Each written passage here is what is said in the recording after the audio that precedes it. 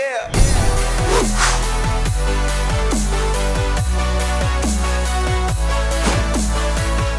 Baylor was just one win away from making the college football playoff in 2019. But they couldn't get past Oklahoma. With a new head coach, can the Bears finally get past the Sooners and contend for another Big 12 title? Welcome back to the Gridiron Expert, the best kept secret in all of college football. Today, bringing you our 2020 Baylor Bears college football predictions.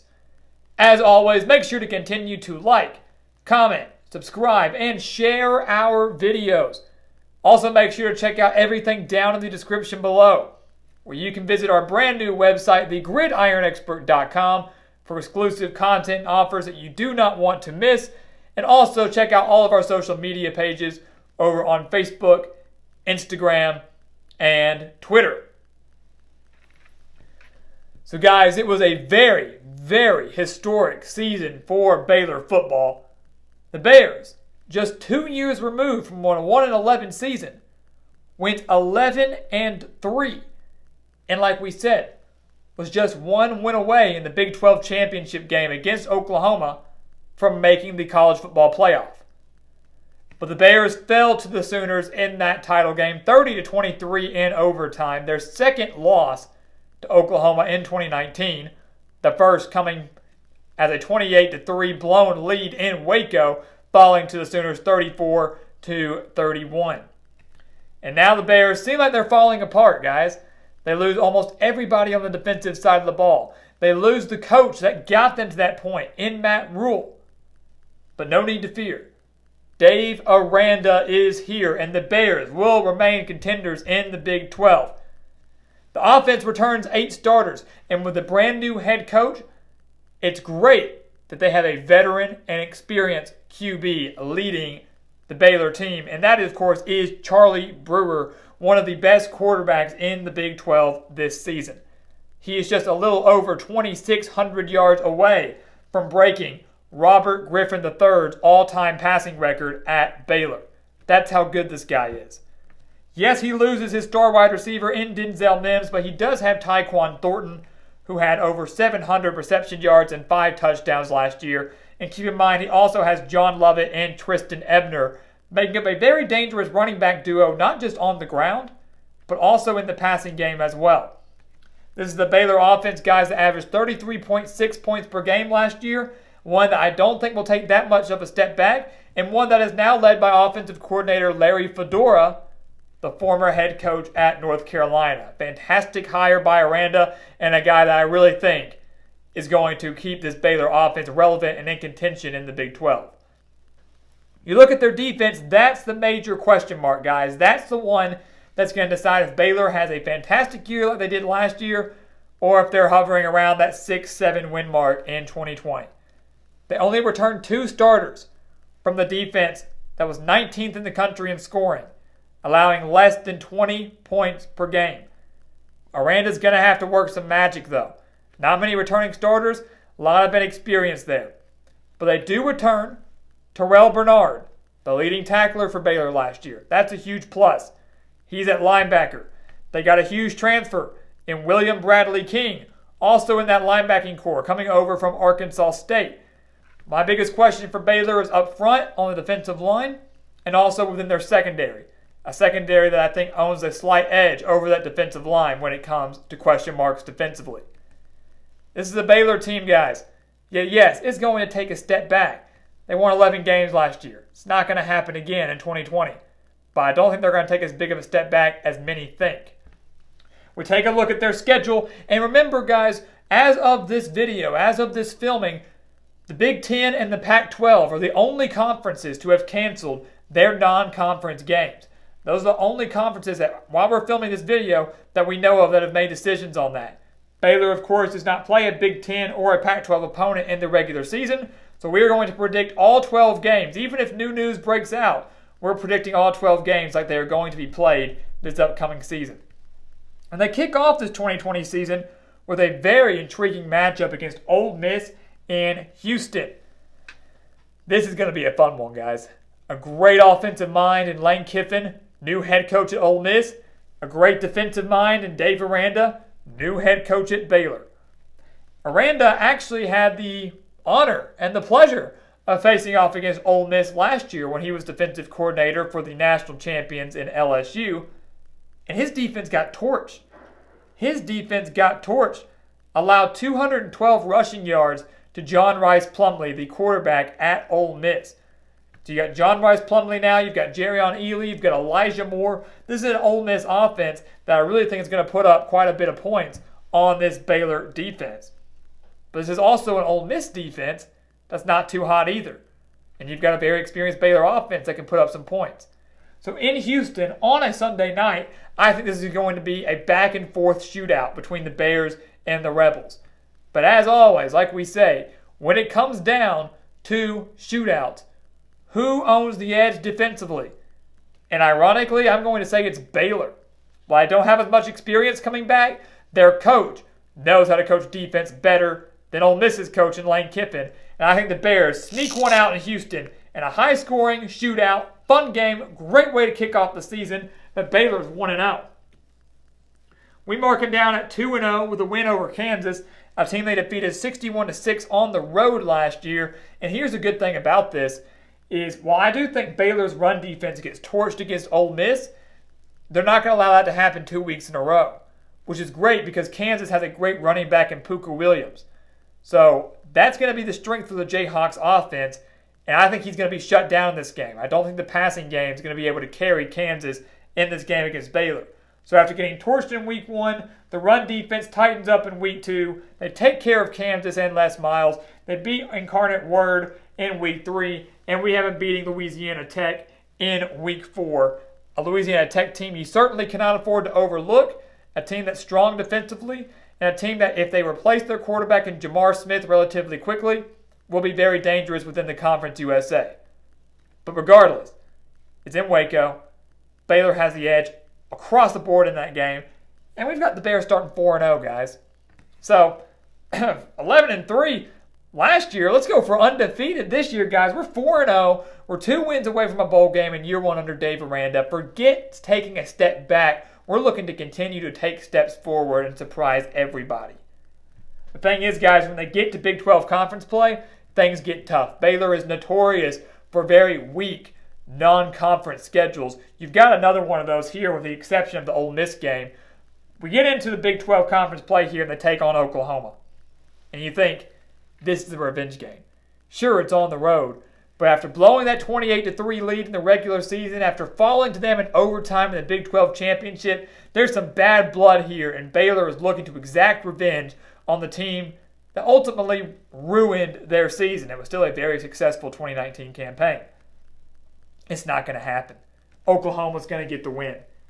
The game, first off, is on the road. Oklahoma is going to have a relatively strong defense by their standards and by Big 12 standards, with 9 back for Alex Grinch, who I thought did a fantastic job as defensive coordinator last year. And their quarterback, guys, everybody's kind of hesitant on Spencer Rattler. People are kind of concerned about Spencer Rattler. I'm not in the slightest.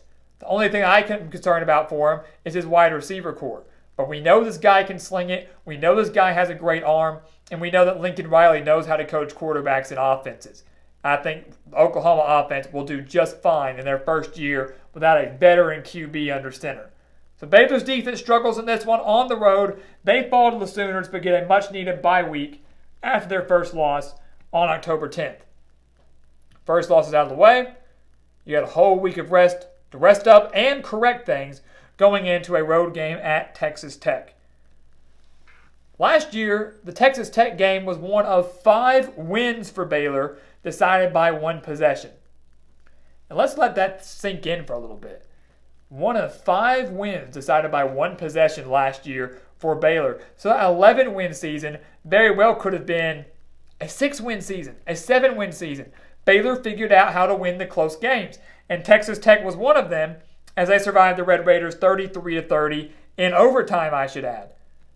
The key for Texas Tech this season, guys, is the health of Alan Bowman, one of the best quarterbacks when he's healthy in the entire Big 12, maybe even in the country. He missed basically the entirety of the 2019 season, and Jet Duffy bailed out the Red Raiders en route to a 4-8 season. But I look at Texas Tech this year. They should be healthy.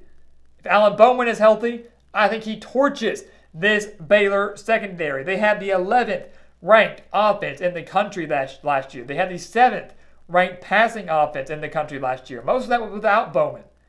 Texas Tech returns a lot of experience. The biggest question mark for them is their defense. They return 8 starters, but they were ranked 127th in the country. But I like that the game is in Lubbock for them. I like that Bowman should be healthy and the offense takes a step forward and the defense should improve. Even if they improve from just 127th to maybe 100th, that's a huge, huge step forward. And I think the Red Raiders get a huge win at home. And a big year for Matt Wells. He needs to get them to the postseason. And to do that, you've got to win your winnable games at home. Baylor is one of them. So the Bears, after starting 4-0, they're now 4-2, going into a very difficult back half of their season when they face teams Texas, Oklahoma State, Iowa State in 3 consecutive weeks. And don't sleep on TCU here. We'll talk about them on October 24th. That was another one of those one-possession games for Baylor. Went to overtime, triple overtime, I believe, if I'm not mistaken. 29-23, Baylor won it on the road at TCU. Now, this is a TCU team, guys, that Gary Patterson is slowly trying to get back up to those olden days of 10, 11, 12 wins in a season. You know, where they were contending for the college football playoff and contending in the Big 12. They went just 5-7 last year, but like Baylor had 5 wins by 1 possession. TCU had 6 losses by 1 possession. So their team, despite going 5-7, is way better than their record indicated. But I look at this game here, TCU is still young. And I think Dave Aranda, after back-to-back losses here, has to come up with a defensive game plan to get his team back on track. And I think they shut down the dynamic duo of Max Duggan, the dual-threat quarterback, and the 5-star running back in Zach Evans. And when you do that, you take away TCU's offense. Even if he just takes away Duggan and forces him to stay in the pocket, not allow him to scramble, it makes the day a lot more difficult for this Horned Frogs offense to put up points in Waco. I think Baylor gets a win in this rivalry game over TCU, but once again, it will come by 1 possession. They beat TCU. They're back on track. 5 wins, guys. 1 away from the postseason, but it doesn't come against Texas. It does not come against the Longhorns on the road, and that's just the unfortunate thing about Baylor's scheduling. We talked so much about it last year, how lucky they were with the talent they had coming back to host Oklahoma and Texas. So every other year they get to do that. But every other year they have to go to Oklahoma and Texas. And both of those we have resulting in a loss this year. This is a Texas team that I think starts off slow in 2020. But they have the talent to finish strong, to finish with 8 or maybe 9 wins in 2020 under Tom Herman. Sam Ehlinger back at QB, 9 returning starters on defense. Horrible against the pass, but not too horrible total defensive-wise. And Chris Ash is back to fix that mess. Former head coach at Rutgers to kind of come in and clean up that Texas defense. I think he's able to do just enough. Baylor goes into Austin and drops the game, but comes back home to Waco and wins a game over Oklahoma State. And I think a lot of people are going to look at that and think that's crazy, considering how high I am on Oklahoma State and how much talent Oklahoma State has coming back. But you look at this, guys. I know the Baylor team last year was better and is better than the Baylor team we're going to see this year. I understand that. And I look at this Oklahoma State team and understand that they're going to be better this year than the team they had last year. The team that lost to Baylor 45-27 in Stillwater. Oklahoma State returns their entire defense. Oklahoma State returns Chuba Hubbard, Spencer Sanders, and Tylan Wallace. So why, in God's name, do I have Oklahoma State losing in Waco? When you look at Oklahoma State's schedule, I kind of broke it down in their video. There are 2 road games at Baylor and at Kansas State. And I can promise you that in the month of November, and I can promise you Oklahoma State's not going to win both of those. I can promise you that. And I look at this, and while I think Kansas State might own that slight defensive edge, it's Baylor that's going to own that offensive edge. Just because Oklahoma State returns everybody defensively does not mean they're going to be one of the best defenses in the country. With the game being on the road and with Baylor having the capability to put up more points offensively than maybe Kansas State can, I like Dave Aranda to come up with a great game plan, kind of like he does here against TCU, to shut down Chuba Hubbard and force Sanders to win this game through the air, while Charlie Brewer takes advantage of the opportunity to put up some big numbers through the air himself, and Baylor wins against the Cowboys. They will win against Oklahoma State. They will lose at Iowa State. An Iowa State team I'm very high on this year as well. The Big 12, guys, is so wide open and filled with so much talent from top to bottom. Oklahoma to Kansas. You do not know what's going to happen on any given Saturday within the Big 12 conference this season. But you look at Iowa State, this is a team that Baylor nearly lost to last year, nearly blew it against the Cyclones last year, but ultimately won 23-21. So not only is there a bit of a revenge factor in this game for the Cyclones, the game is in Ames, very difficult place to play first off, and this could be one of the best Iowa State football teams we've seen in their history. Brock Purdy, I give him the edge over Charlie Brewer when it comes to quarterback play. I do certainly give Iowa State the defensive edge over Baylor when it comes to this game. Quarterback edge, defensive edge, home field advantage edge, whether there are fans there or not, doesn't matter. Iowa State gets the win. This is a team that will contend for a spot in the Big 12 championship this year. So Baylor, they've clinched bowl eligibility though, guys. They've got 6 wins here. They're 6-4. So even if they lose out, they're going bowling in Dave Aranda's first year. And to me, that's a huge, huge success. But here's the thing. 6-6 isn't going to happen. I'm leaning more towards 8-4. We've got Baylor beating West Virginia and Kansas State to finish 2020 at 8-4. A West Virginia team that, yes, is on the road. A West Virginia team that, yes, Baylor only defeated by 3 points last year, 17-14. So I get that. But this is a West Virginia team, guys, that's got to find better quarterback play. And if their offense is as stagnant as they were last year, they only averaged 73.3 rushing yards per game and were so inconsistent in the passing game. If they're so stagnant and inconsistent offensively this year, Baylor's defense is going to be just fine on the road.